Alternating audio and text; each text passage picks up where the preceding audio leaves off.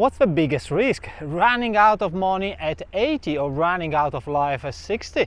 Well, personally, I decided to take the risk on money. So my company decided that I was no longer needed, and they offered me a package to live. And when I saw the number, I thought, well, I can pay off my mortgage and probably I can have another 40,000-50,000 left in my account. It's not like I had any option available with the company. But anyway, I left and I decided to retire. I don't know if something like that happened to you, but I felt a little bit like I was excluded by the society. Why? The company didn't want me. But in true honesty, they gave me a great kick, because retirement was really something I was already thinking about, because I didn't enjoy the work anymore. Now, I'm not a financial advisor, and in this video I don't want you to give you suggestions on what to do in your life. But certainly I can tell you what's happening in my life, and hopefully it's going to help you with your decisions. So the most important thing for me was actually having a house and have no mortgage, because if you do rent a place, it's going to be very, very hard to retire, because you're going to have to pay obviously a monthly rent, which is going to exhaust your budget very, very quickly. That depends also on where you live, and of course you can also think about moving overseas to a much cheaper place to live. So you're going to save a little bit in the rent, but you should also consider that if you move overseas, for example, to places like Thailand or Vietnam, you may have to add on top an health insurance. So do your calculation on the full picture and not just on the rent itself. And once I didn't have a job, I thought, well, probably I should reconsider my expenses. And I started with expenses related to my job. So I thought, okay, we have 365 days a year. If I consider I'm not working on weekends, public holidays, and we have 4 weeks off here in Australia, I roughly used to work 220, 230 days a year.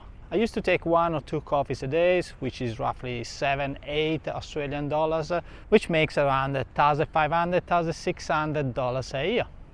And then every day a lunch around $15 a day, and that makes $3,200-$3,300 a year. And then drinks after works, and that's easy to calculate because I check simply my credit card and all of expenses I had in pubs. And that was a surprising $2,400-$2,500 a year. Plus there is commuting, another $1,500 a year, you know, buses, trams and so on. Put all together and it makes about $9,000 a year. Have you ever sat at a desk and wondered about your expenses? Personally, I was really shocked by this number. And of course, you still need to have coffees or lunches, sometimes even out, but the cost is absolutely neglectable to what I was spending during my office time. And then because I had more time, I started being more selective in what I was buying at the supermarkets. And it's not about saving money, it's not what I was looking into, but it was about optimizing what I was buying. If you can buy exactly the same thing with a famous brand or with a non-famous brand, with the same nutritional level, then why not saving some money? And from there, I actually started checking more and more the nutritional labels of the food. I had time, why not? And in the last 2 years, it has been very, very simple, because simply I make a photo of the nutritional labels of the products, and then I ask AI which products works best for me. And we have all different needs. You may want to limit your calories, or you want to limit your sugar. Personally, I realized that my diet was very poor in proteins, and especially in the last year, I'm very selective on what I'm buying. I guess you get the point. You start actually investigating on what is better for your life, because you don't have any more time constraints. You don't go to the supermarkets anymore thinking to do everything quickly in order to go back home and cooking and so on and so forth. You have more time on your side, which is honestly the most valuable things that you can have in life. And then I tackle another thing, which is the utilities. I don't know you, but personally I selected a utility company and I stick with them for the last 10 years. I didn't even check if I could find something better. I was just lazy, to be honest with you. So I started using comparative websites to get the best deal out there. So after a few months, I already was able to save around $1,000, $1,500 a year.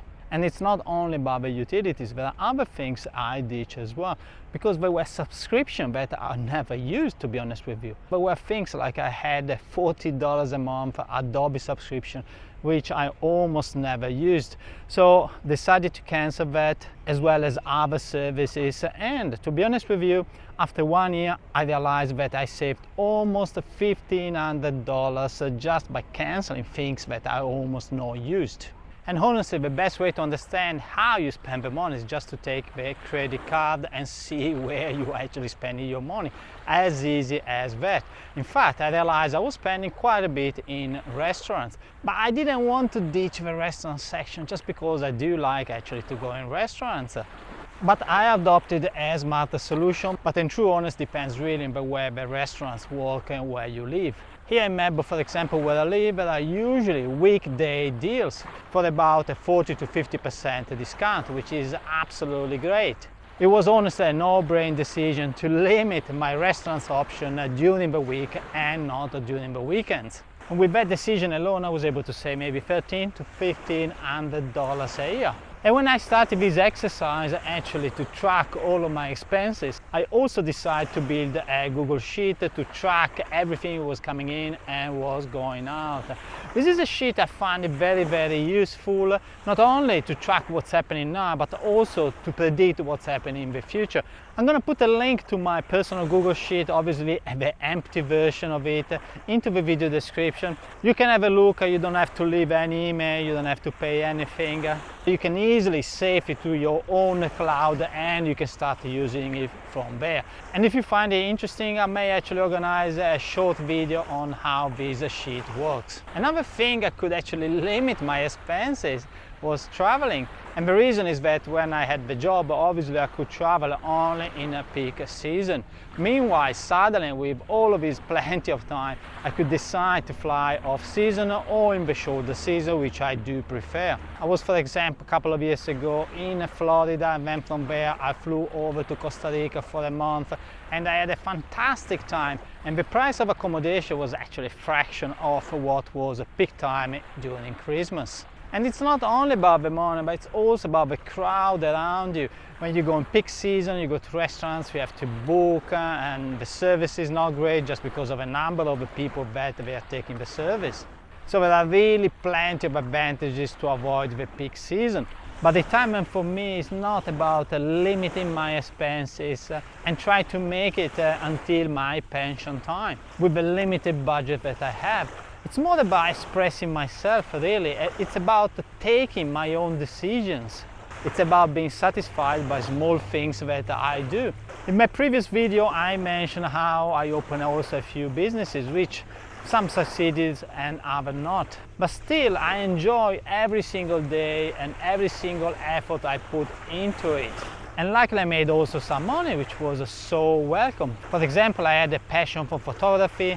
I spent so much time into it, and then I started also teaching it, which was absolutely satisfying. I had met so many people around here in Melbourne. Or I opened a website which I was selling for $250,000. However, AI destroyed almost overnight. I spoke more about that into my first video. So don't discount the possibility actually to make money during your retirement. But the important thing here is to make the money and enjoy your time as well. I never thought about myself going back to the office in an environment which personally I find it quite boring. So after 10 years, I'm not definitely running out of life, and I'm still managing with my money, which is good. And based on my spreadsheet, I should still have some monies when I will be 80 years old.